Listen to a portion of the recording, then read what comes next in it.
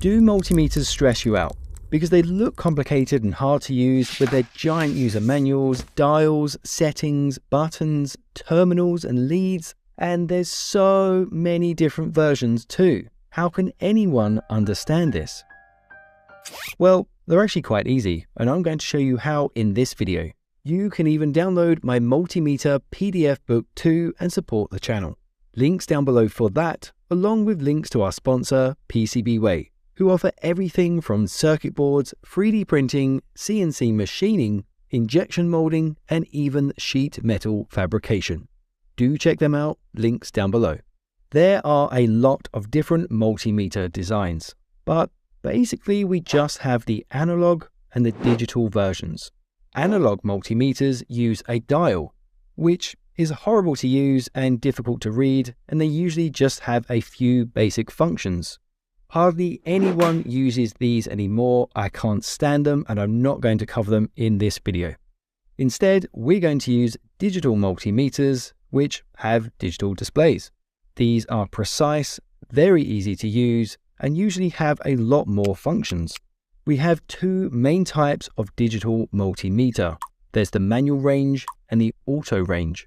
With auto range, we just select the function and the multimeter will tell us the answer. But with the manual range version, we have to select the correct range to get the correct answer.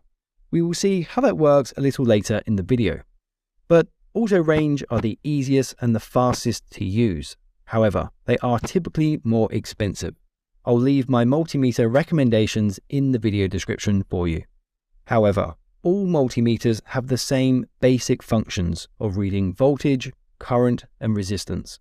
Different multimeters will have more advanced functions for things such as capacitors, transistors, diodes, temperature, etc.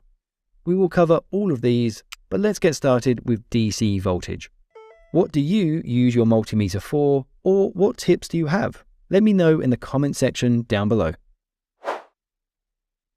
DC voltage is represented by this symbol. We find this type of electricity with batteries, solar panels, and almost all of our electronic devices. With DC, or direct current, electrons flow in one direction. Think of it like the flow of water in a river.